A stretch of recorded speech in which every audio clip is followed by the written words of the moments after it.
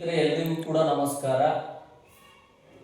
TET 2025ಗೆ ಸಂಬಂಧಿಸಿದಂತೆ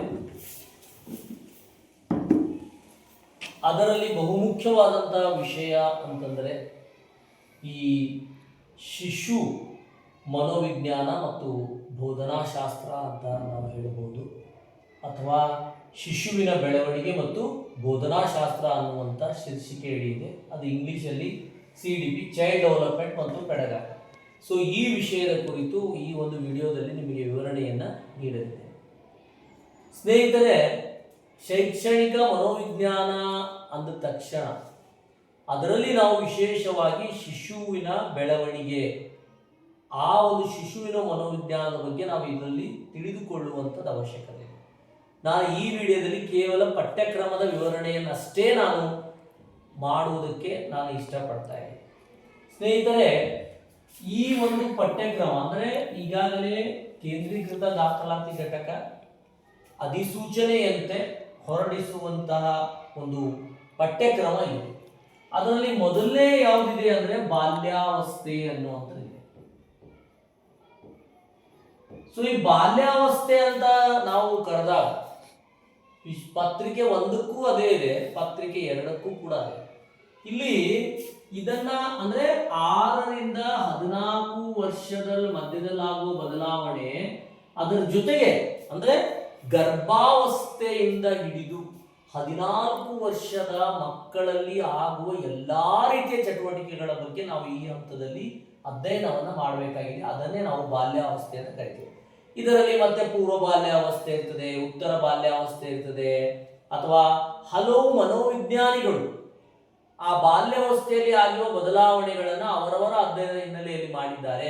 ಹೀಗಾಗಿ ನಾವು ಬಾಲ್ಯಾವಸ್ಥೆಯನ್ನ ಈ ಹಂತದ ಅಂದ್ರೆ ಒಂದು ಮಗುವಿನ ಗರ್ಭಾವಸ್ಥೆಯಿಂದ ಹಿಡಿದು ಅದರ ಹುಟ್ಟಿನಿಂದ ಹಿಡಿದು ಆ 14 ವರ್ಷದ ವಯಸ್ಸಿನವರೆಗೆ ಅವನಲ್ಲಾಗುವಂಥ ಬದಲಾವಣೆಗಳನ್ನೆಲ್ಲವನ್ನ ನಾವು ಈ ಹಂತದಲ್ಲಿ ಅಧ್ಯಯನವನ್ನು ಮಾಡ್ತೀವಿ ಅನ್ನುವಂಥದ್ದನ್ನ ನಾವಿಲ್ಲಿ ನೋಡ್ಬೋದು. ಮತ್ತೆ ಎರಡನೇದಾಗಿ ಯಾವುದು ಅಂದ್ರೆ ತಾರುಣ್ಯ ಅವಸ್ಥೆ ಅಥವಾ ಹದಿಹರೆಯ ವ್ಯವಸ್ಥೆ ಅಂತಾನು ಕೂಡ ನಾವು ಕರಿತೀವಿ. ತಾರುಣ್ಯ ಅವಸ್ಥೆ ಅಥವಾ ಟೀನೇಜ್ ಅಂತ ನಾವು ಅದನ್ನ ಕರಿತೀವಿ. ಸೊ ನಾವು ಸಾಮಾನ್ಯವಾಗಿ ಈ ಟೀನೇಜ್ ಅನ್ನುವಂಥದ್ದನ್ನು ನಾವು 13 to 18 ಅನ್ನುವಂಥ ಏಜಲ್ಲಿ ಬೆಳವಣಿಗೆಯ ಬುಗ್ಗೆಯ ಕಾಲ ಅನ್ನುವಂಥದ್ದು ಕಾಲ. ಮತ್ತೆ ಈ ಹಂತದಲ್ಲಿ ಬಹುಮುಖ್ಯವಾದಂಥ ಬದಲಾವಣೆಗಳೆಲ್ಲವೂ ಆಗ್ತವೆ. ಸೊ ಇಲ್ಲಿಯೂ ಕೂಡ ಆ ತಾರುಣ್ಯಾವಸ್ಥೆಯ ಬದಲಾವಣೆ, ಅದರ ಜೊತೆಗೆ ಹಲವು ಮನೋವಿಜ್ಞಾನಿಗಳು ತಾರುಣ್ಯಾವಸ್ಥೆಯಲ್ಲಿ ಆಗುವ ಬದಲಾವಣೆಗಳ ಬಗ್ಗೆ, ಆ ತಾರುಣ್ಯಾವಸ್ಥೆಯ ಹಂತಗಳ ಬಗ್ಗೆ ವಿವರಣೆಯನ್ನು ನೀಡಿದ್ದಾರೆ. ಅದನ್ನೇ ನಾವು ಈ ಹಂತದಲ್ಲಿ ಓದಬೇಕಾಗಿದೆ. ಇನ್ನು ಮೋಸ್ಟ್ ಇಂಪಾರ್ಟೆಂಟ್ ಮತ್ತು ದೊಡ್ಡ ಪಠ್ಯಕ್ರಮ ಇರುವುದು ಯಾವುದು ಅಂದ್ರೆ ಕಲಿಕೆ, ಅದರ ಜೊತೆಗೆ ಹಲವು ಮನೋವಿಜ್ಞಾನಿಗಳ ಕಲಿಕಾ ಸಿದ್ಧಾಂತಗಳನ್ನು ನಾವು ಈ ಹಂತದಲ್ಲಿ ಓದಬೇಕಾಗಿದೆ. ಸಾಮಾನ್ಯವಾಗಿ ಕಲಿಕೆ ಆದ ತಕ್ಷಣ ಒಂದು ವರ್ತನೆಯಲ್ಲಿ ಪರಿವರ್ತನೆಯನ್ನು ತರುವುದೇ ಕಲಿಕೆ ಅಂತ ಕರಿತೀವಿ. ಅದರ ಜೊತೆಗೆ ಕಲಿಕೆಯ ವೇಗ ಯಾವ ಯಾವ ಸಂದರ್ಭಗಳಲ್ಲಿ ಹೇಗಿರ್ತದೆ ಅನ್ನೋದ್ರ ಬಗ್ಗೆ ತಿಳಿದುಕೊಳ್ಳೋದ್ರ ಜೊತೆಗೆ ಈ ಸಿದ್ಧಾಂತಗಳ ಬಗ್ಗೆ ನಾವು ಓದಬಹುದು. ತಾಂಡಕ್ ಆಗಿರ್ಬೋದು, ಕೋಲಾರ್ ಆಗಿರ್ಬೋದು, ಗೆಸ್ಟಾಲ್ಟ್ ಆಗಿರ್ಬೋದು, ಇವೆಲ್ಲರಗಳ ಬಗ್ಗೆ ಸಿದ್ಧಾಂತಗಳು, ಆ ಸಿದ್ಧಾಂತಗಳಲ್ಲಿ ಬಳಸಿರುವ ಪ್ರಾಣಿ, ಆ ಸಿದ್ಧಾಂತಕ್ಕೆ ಬಳಸಿರುವ ಸಾಧನಗಳು, ಎಲ್ಲಕ್ಕಿಂತ ಮುಖ್ಯವಾಗಿ ಏನ್ರಿ ಶೈಕ್ಷಣಿಕ ನಿಹಿತಾರ್ಥಗಳ ಬಗ್ಗೆ ನಾವು ತಿಳಿದುಕೊಳ್ಳುವುದು ಮೋಸ್ಟ್ ಇಂಪಾರ್ಟೆಂಟ್. ಎಜುಕೇಶನಲ್ ಇಂಪ್ಲಿಕೇಶನ್, ಇದನ್ನೇ ನಮಗೆ ಕೇಳುವ ಸಾಧ್ಯತೆಗಳಿವೆ. ಸೊ ಹಾಗಾಗಿ ಒಬ್ಬ ಶಿಕ್ಷಕನಾಗಿ ಶೈಕ್ಷಣಿಕವಾಗಿ ಯಾವ ಪರಿಣಾಮ ಅಲ್ಲಿ ಮಗುವಿನ ಮೇಲೆ ಬೀಳ್ತಾ ಇದೆ, ಶಿಕ್ಷಣಕ್ಕೆ ಹೇಗೆ ಇದು ಸಂಬಂಧ ಇದೆ, ಹೇಗೆ ಇದು ಸಹಾಯ ಮಾಡ್ತದೆ ಒಬ್ಬ ಶಿಕ್ಷಕನಿಗೆ, ಮನೋವಿಜ್ಞಾನ ಜ್ಞಾನ ಯಾಕೆ ಬೇಕು ಅನ್ನುವ ರೀತಿಯಲ್ಲಿ ಕಲಿಕೆಯ ಬಗ್ಗೆ ನಾವು ಇಷ್ಟೆಲ್ಲ ಓದಬೇಕು. ಇನ್ನು ನೆಕ್ಸ್ಟ್ ಏನು ಅಂತಂದ್ರೆ ವೈಯಕ್ತಿಕ ಭಿನ್ನತೆಗಳು. ಸ್ನೇಹಿತರೆ, ನಿಮಗೆ ಗೊತ್ತಿರುವಂತೆ ಪ್ರಪಂಚದಲ್ಲಿರುವ ಪ್ರತಿಯೊಬ್ಬ ವ್ಯಕ್ತಿ ಏನೇಳಿ ವೈಯಕ್ತಿಕ ಭಿನ್ನತೆಗಳಿವೆ. ಇವನ್ ಎಲ್ಲಿರಿ ನಾವೇನು ಅವಳಿ ಜೋಳಿ ಮಕ್ಕಳು ಟ್ವಿನ್ಸ್ ಅಂತ ಕರಿತೀವೋ, ಒಂದೇ ಗರ್ಭದಲ್ಲಿ ಜನಿಸಿದ ಇಬ್ಬರು ಮಕ್ಕಳು ನೋಡುವುದಕ್ಕೆ ಅವರು ಒಂದೇ ತರನಾಗಿ ಕಾಣಬಹುದು, ಆದರೆ ಅವರಲ್ಲಿ ಹಲವು ರೀತಿಯ ಭಿನ್ನತೆಗಳು ಇರ್ತವೆ ಅನ್ನುವಂಥದ್ದು ನಮಗೆ ಗೊತ್ತಿರುತ್ತದೆ. ಸೊ ಈ ಹಂತದಲ್ಲಿ ಆ ವೈಯಕ್ತಿಕ ಭಿನ್ನತೆಗಳು ಆಗಿರುವುದಕ್ಕೆ ಕಾರಣಗಳೇನು, ಆ ವಿದ್ಯಾರ್ಥಿಗಳಲ್ಲಿ ವೈಯಕ್ತಿಕ ಭಿನ್ನತೆಗಳನ್ನು ನಾವು ಹೇಗೆ ಅರ್ಥ ಮಾಡಿಕೊಳ್ಬೇಕು, ಅದಕ್ಕಾಗಿಯೇ ಶಿಕ್ಷಕನಿಗೆ ಮನೋವಿಜ್ಞಾನದ ಜ್ಞಾನದ ಅವಶ್ಯಕ ಅಂತ ಮನೋವಿಜ್ಞಾನಿಗಳು ಹೇಳ್ತಾರೆ. ಸೊ ಈ ಹಿನ್ನೆಲೆಯಲ್ಲಿ ಆ ವೈಯಕ್ತಿಕ ಭಿನ್ನತೆ ಅಂದರೆ ಏನು, ಆ ವೈಯಕ್ತಿಕ ಭಿನ್ನತೆಗಳನ್ನು ನಾವು ವಿದ್ಯಾರ್ಥಿಗಳಲ್ಲಿ ಯಾವ ರೀತಿ ನಾವು ತಿಳಿದುಕೊಳ್ಬೇಕು ಅನ್ನೋದ್ರ ಬಗ್ಗೆ ವಿವರಣೆ ಇದೆ. ಇನ್ನು ಇನ್ಕ್ಲೂಸಿವ್ ಎಜುಕೇಶನ್, ಬಹುಶಃ ಇದು ಶೈಕ್ಷಣಿಕ ಮನೋವಿಜ್ಞಾನದ ಆಚೆ ನೀವು BEd ಮಾಡಿದಾಗ ಇದ್ರದ್ದೇ ಒಂದು ಸಬ್ಜೆಕ್ಟ್ ಸಮನ್ವಯ ಶಿಕ್ಷಣ ಅಂತ ಇದನ್ನು ಕನ್ನಡದಲ್ಲಿ ಕರೀತಾರೆ. ಸಮನ್ವಯ ಶಿಕ್ಷಣ ಅಂದ್ರೆ ಏನು, ಒಂದೇ ಸಮನಾದ ತರಗತಿಯಲ್ಲಿ ಹಲವು ಭಿನ್ನತೆಗಳನ್ನ ಒಳಗೊಂಡಂತ ವಿದ್ಯಾರ್ಥಿಗಳನ್ನ ಕಲಿಕೆಯನ್ನ ಮಾಡುವುದು, ಸಮನ್ವಯವಾದ ಶಿಕ್ಷಣವನ್ನು ಕೊಡುವುದು. ಈವನ್ ಆತ ಅಂಗವಿಕಲ ಅಂದ್ರೆ ಪೂರ್ಣ ಅಂಗವಿಕಲನಾಗದೇ ಇರುವ ವಿದ್ಯಾರ್ಥಿಗಳನ್ನು ಕೂಡ ಒಂದೇ ತರಗತಿಯಲ್ಲಿ ಅದೇ ಶಿಕ್ಷಕ ಅದೇ ಪಠ್ಯಕ್ರಮವನ್ನು ಬಳಸಿಕೊಂಡು ಬೋಧನೆಯನ್ನು ಮಾಡಬಹುದು. ಯಾವ ವಿದ್ಯಾರ್ಥಿಗಳಿಗೆ ಅವಶ್ಯಕತೆ ಇದೆ, ಚಿಲ್ಡ್ರನ್ ವಿತ್ ಸ್ಪೆಷಲ್ ನೀಡ್ ಅಂತ ಕರಿತೀವಿ ಅಥವಾ ಚೈಲ್ಡ್ ವಿತ್ ಸ್ಪೆಷಲ್ ನೀಡ್ ಅಂತ ಕರಿತೀವಿ, ಇದನ್ನ ಶಾರ್ಟ್ ಫಾರ್ಮ್ ಅಲ್ಲಿ CWSN ಮಕ್ಕಳು ಅಂತ ಕರೀತಾರೆ. ಕನ್ನಡದಲ್ಲಿ ವಿಶೇಷ ಅಗತ್ಯತೆಯುಳ್ಳ ಮಕ್ಕಳು ಅಂತ ನಾವು ಅದನ್ನು ಕರಿತೀವಿ. ವಿಶೇಷ ಅಗತ್ಯತೆಯುಳ್ಳ ಮಕ್ಕಳು ಅಂತ ನಾವು ಅದನ್ನು ಕರಿತೀವಿ. ಹೌದಾ?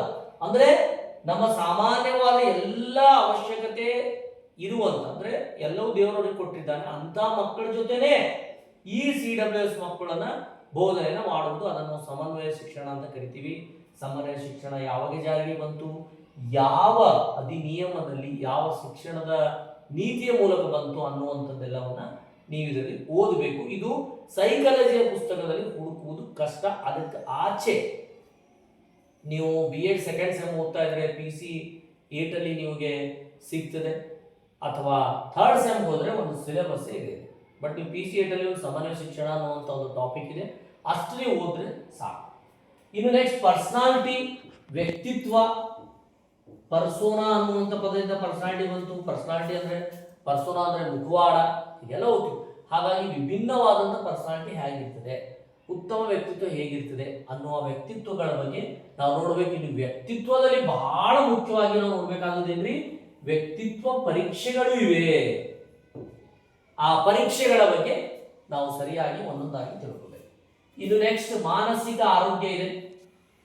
ಸೊ ಈ ಮಾನಸಿಕ ಆರೋಗ್ಯಕ್ಕೆ ಸಂಬಂಧಪಟ್ಟಂತೆ ನಾವು ಓದಬೇಕಿದೆ. ಹೌದಾ? ಓದೋದ್ರಲ್ಲಿ ತೊಂದರೆ ಆಗ್ತದೆ, ಬರೆಯೋದ್ರಲ್ಲಿ ತೊಂದರೆ ಆಗ್ತದೆ, ಗಣಿತದಲ್ಲಿ ತೊಂದರೆ ಆಗ್ತದೆ. ಸೊ ಇದರಲ್ಲೊಂದು ವಿಡಿಯೋ ಮಾಡ್ತೀನಿ, ಅದ್ರ ಬಗ್ಗೆ ನಾವು ಈ ಮಾನಸಿಕ ಆರೋಗ್ಯ ಅನ್ನುವಂಥ ವಿಷಯದಲ್ಲಿ ಓದುವಂಥದ್ದು. ಇನ್ನು ಬುದ್ಧಿಶಕ್ತಿ, ಇದು ಕೂಡ ಒಂದು ದೊಡ್ಡ ಚಾಪ್ಟ್ರೆ. ಬುದ್ಧಿಶಕ್ತಿ ಅಂದ್ರೆ ಏನು, ಬುದ್ಧಿಶಕ್ತಿಯ ವಿವಿಧ ಪರೀಕ್ಷೆಗಳು, ಬುದ್ಧಿಶಕ್ತಿಯ ಸೂಚ್ಯಾಂಕ, ವಿದ್ಯಾರ್ಥಿ ಬುದ್ಧಿಶಕ್ತಿಯನ್ನ ನಾವು ಅಳೆಯೋದು ಹೇಗೆ, IQ MA/CA × 100, ಅವನ ಮಾನಸಿಕ ವಯಸ್ಸು ಎಷ್ಟು, ಅವನ ದೈಹಿಕ ವಯಸ್ಸು ಅನ್ನುವಂಥದ್ದೆಲ್ಲ ನಾವು ತಾಳೆ ಹಾಕಿದಾಗ ನಮಗೆ ಬುದ್ಧಿಶಕ್ತಿಯ ಸೂಚ್ಯಾಂಕ ಅನ್ನುವುದು ಬರ್ತದೆ. ಸೊ ಅದನ್ನು ಕೂಡ ನಾವು ಈ ಹಂತದಲ್ಲಿ ನಾವು ತಿಳಿದುಕೊಳ್ಳಿ. ವಿವಿಧ ರೀತಿಯ ಬುದ್ಧಿಶಕ್ತಿ ಇವೆ. ಬಹುಕಾರಕ ಇದೆ, ತ್ರಿಕಾರಕ ಇದೆ, ದ್ವಿಕಾರಕ ಇದೆ. ಅವು ಯಾರು ಅದನ್ನು ಹೇಳಿದ್ರು, ಯಾಕೆ ಹೇಳಿದ್ರು, ಆ ದ್ವಿಕಾರಕ ಅಂದ್ರೆ ಏನು, ಸ್ಪೆಸಿಫಿಕ್ ಮತ್ತು ಜನರಲ್ ಅಂತ ಇದೆ. ಇರ್ಲವು G ಫ್ಯಾಕ್ಟರ್ ಮತ್ತು S ಫ್ಯಾಕ್ಟರ್ ಅನ್ನೋದು ಅವು ಹ್ಯಾಂಗೆ ಪರಿಣಾಮ ಬೀರ್ತವೆ ಅನ್ನೋದ್ರ ಬಗ್ಗೆ ಅದು. ಇನ್ನು growth of most biggest and ನಮಗೆ ಮೋಸ್ಟ್ ಕನ್ಫ್ಯೂಷನ್ ಆಗುವಂತ ವಿಷಯ ಯಾವುದು ಅಂದ್ರೆ ಬೆಳವಣಿಗೆ ಮತ್ತು ವಿಕಾಸ. ಮೋಸ್ಟ್ಲಿ BEd ಓದೋರಿಗೆ ಎಂತ ಕಷ್ಟ ಆಗಲ್ಲ ಅಂತ ನಾವು ಭಾವಿಸ್ತೀನಿ. ಸ್ಟಿಲ್ ನೀವು ಓದಬೇಕು. ಬೆಳವಣಿಗೆ ಹಂತಗಳು, ವಿಕಾಸದ ಹಂತಗಳು, ಬೆಳವಣಿಗೆಯಲ್ಲಿರುವ ಲಕ್ಷಣಗಳು ಯಾವುದು, ವಿಕಾಸದ ಹಂತ ಯಾವುದು, ಬೆಳವಣಿಗೆ ಒಂದು ಹಂತಕ್ಕೆ ನಿಲ್ತದೆ, ವಿಕಾಸವು ನಿರಂತರವಾಗಿರುತ್ತದೆ, ಬೆಳವಣಿಗೆ ಯಾವ್ಯಾವ ಸಮಯದಲ್ಲಿ ಏನೇನಾಗ್ತವೆ ಅನ್ನುವಂಥ ಎಲ್ಲ ಡೀಟೇಲ್ ಅದನ್ನು ನೀವು ನೋಡಿಕೊಳ್ಳುವಂಥ ಕೆಲಸ ಇದೆ. ಅದು ಬೆಳವಣಿಗೆ ಮತ್ತು ವಿಕಾಸ. ಮತ್ತು ಬೆಳವಣಿಗೆಯ ಹಂತಗಳಿವೆ. ಹಲವು ಮನೋವಿಜ್ಞಾನಿಗಳು ಬೆಳವಣಿಗೆ ಹಂತಗಳನ್ನು ಹೇಳಿದ್ದಾರೆ, ವಿಕಾಸದ ಹಂತಗಳನ್ನು ಹೇಳಿದ್ದಾರೆ, Jean Piaget ಅವರು ಹೇಳಿದ್ದಾರೆ. ಹೀಗೆ ಕೆಲವು ಮನೋವಿಜ್ಞಾನಿಗಳು ಹೇಳಿದ್ದಾರೆ. ಅವರ ಮನೋವಿಜ್ಞಾನಿಗಳ ಹಂತಗಳನ್ನು ನಾವು ನೋಡಿಕೊಳ್ಬೇಕು ಮತ್ತೆ ಓದಿಕೊಳ್ಬೇಕು.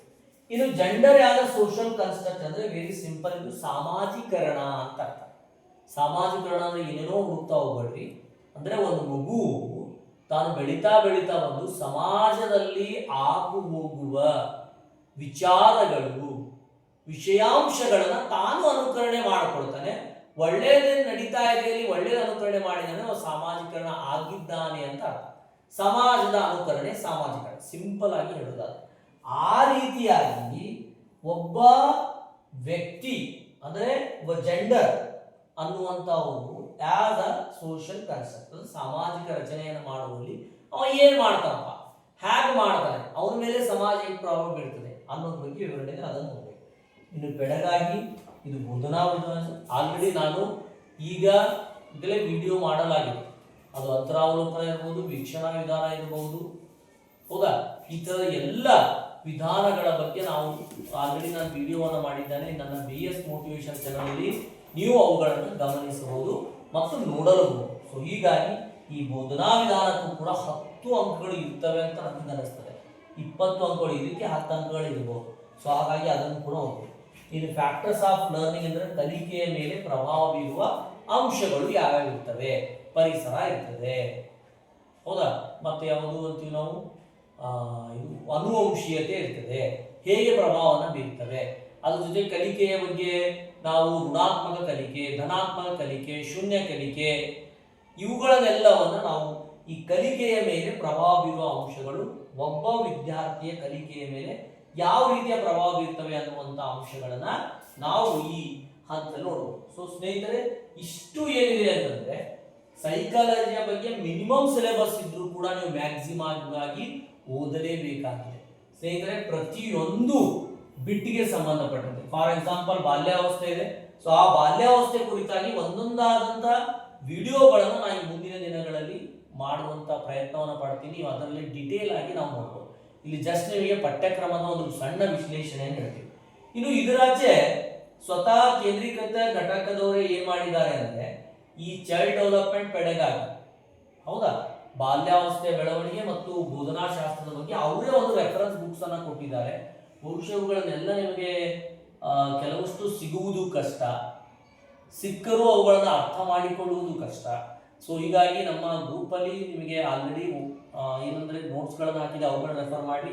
ಅಥವಾ ನಿಮ್ಮಲ್ಲಿ ಸಾಮಾನ್ಯವಾಗಿ ಕನ್ನಡ ಮೀಡಿಯಂ ಸ್ಟೂಡೆಂಟ್ಗಳಿಗೆ ಶೈಕ್ಷಣಿಕ ಮನೋವಿಜ್ಞಾನ FU ಆಮ್ದೇವಪ್ಪ ಇರ್ತದೆ, ಅದನ್ನು ನೀವು ಡೆಫಿನೆಟ್ಲಿ ರೆಫರ್ ಮಾಡಬಹುದು.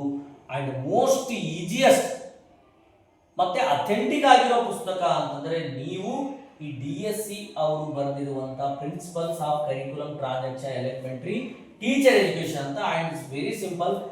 ಶೈಕ್ಷಣಿಕ ಮನೋವಿಜ್ಞಾನ ಮತ್ತು ಶಿಶು ಮನೋವಿಜ್ಞಾನ ಅನ್ನೋದು ಈ ಹಿಂದೆ D.Ed ಅವರಿಗೆ ಇರುವಂತಹ ಒಂದು ಪುಸ್ತಕ ಇದೆ. ಅದನ್ನು ನಾನು ಮೋಸ್ಟ್ಲಿ ನಿಮಗೆ ಗ್ರೂಪಲ್ಲಿ ನಾನು ನಿಮಗೆ ಸೆಂಡ್ ಮಾಡ್ತೀನಿ. ಅದರ PDF ನೀವು ಬೇಕಾದರೆ ಅದನ್ನು ಪ್ರಿಂಟ್ ತೆಕ್ಕೊಂಡು ಓದಬಹುದು. Very simple. ಇಷ್ಟೆಲ್ಲ ಪುಸ್ತಕಗಳು ಸರ್ ಎಲ್ಲಿ ಸಿಗ್ತವೆ, ಏನು ಓದಬೇಕು, ಏನು ಎತ್ತ, ಎಲ್ಲ ಕಷ್ಟ. ಈಗ ಸಾವಿರ ಶೈಕ್ಷಣಿಕ ಮನೋವಿಜ್ಞಾನ ಯಾವುದು HM ಚಂದ್ರಾಚಾರ್ಯ ಅವ್ರನ್ನ ಎಲ್ಲಿ ಹುಡುಕ್ತಿರೋ, ಏನು ಮಾಡ್ತಿರೋ, ಭಯಂಕರ ಕಷ್ಟ. ಅಥವಾ ಇತ್ತೀಚಿನ ದಿನಗಳಲ್ಲಿ ಬರೆದಿರುವಂಥದ್ದು ನಮ್ಮ HV ಮಂಜುನಾಥ್ ಇರ್ಬೋದು, ಅಥವಾ KM ಸುರೇಶ್ ಅವರು ಬರೆದಿರೋ ಪುಸ್ತಕವನ್ನು ಯಾವುದೇ ಪುಸ್ತಕವನ್ನು ರೆಫರ್ ಮಾಡಿ ನೋಡ್ಬೋದು.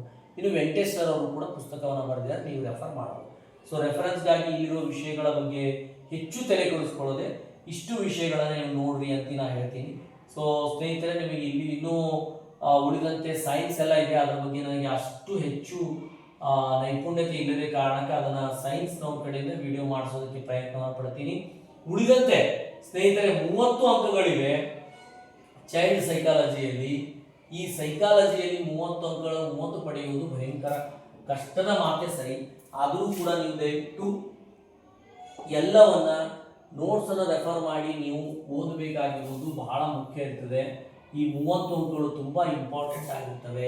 ಸೊ ಹೀಗಾಗಿ ನೀವು ಸೈಕಾಲಜಿ ಕಡೆಗೆ ಹೆಚ್ಚು ಗಮನವನ್ನು ಕೊಡಿ. ಸುಮ್ಮನೆ ಓದ್ತಾ ಹೋಗಿ ತಾನೇ ಅರ್ಥ ಆಗ್ತದೆ, ಸರ್ ಅರ್ಥನೇ ಆಗ್ತಾ ಇಲ್ಲ ಅನ್ನೋಂಥ ಬಾಯ್ಪಾಟ್ ಮಾಡುವಂಥ ಕೆಲಸವನ್ನ ಮಾಡಬೇಡಿ.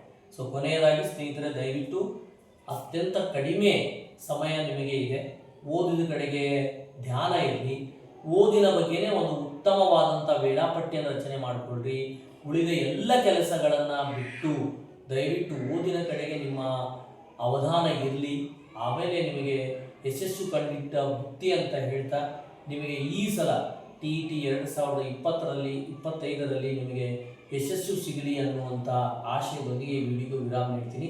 ಎಲ್ಲರಿಗೂ ಧನ್ಯವಾದಗಳು. ದಯವಿಟ್ಟು ಎಲ್ಲರೂ ನನ್ನ BS ಮೋಟಿವೇಶನ್ ಚಾನಲನ್ನು ಶೇರ್ ಮಾಡಿ ಮತ್ತು ಸಬ್ಸ್ಕ್ರೈಬ್ ಮಾಡೋದನ್ನು ದಯವಿಟ್ಟು ಮರೆಯಬೇಡಿ. ಮತ್ತು ನಿಮಗೆ ಏನೇ ಅಭಿಪ್ರಾಯಗಳಿದ್ರು ದಯವಿಟ್ಟು ಕಮೆಂಟ್ಸ್ ಬಾಕ್ಸಲ್ಲಿ ಹಾಕಿಸಿ ಅಂತ ನಾನು ಕೇಳ್ಕೊತೀನಿ. ಎಲ್ಲರಿಗೂ ನಮಸ್ಕಾರ.